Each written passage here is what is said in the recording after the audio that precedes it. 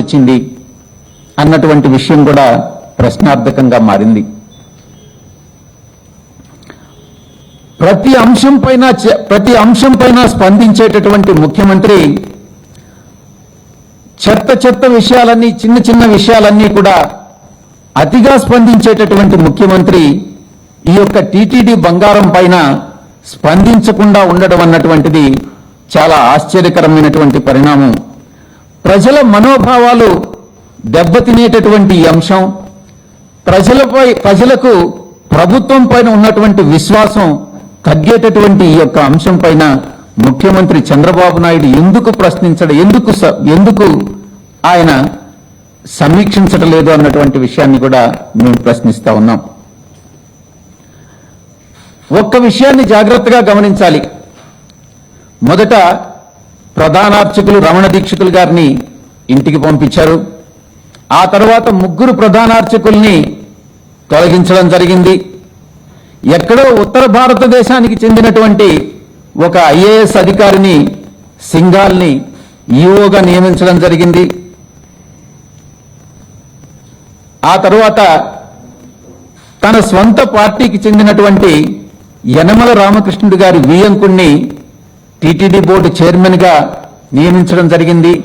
ఇవన్నీ కూడా చాలా జాగ్రత్తగా పరిశీలించి చూసినట్లయితే ఒకటి అర్థమవుతా ఉంది. దొంగతనం, దోపిడీ చేసేదానికి ఒక ప్రణాళికాబద్ధంగా ఇవన్నీ కూడా ఒక కొంతకాలంగా చేసుకుంటూ వచ్చారన్నటువంటి విషయం చాలా స్పష్టంగా తెలుస్తా ఉంది.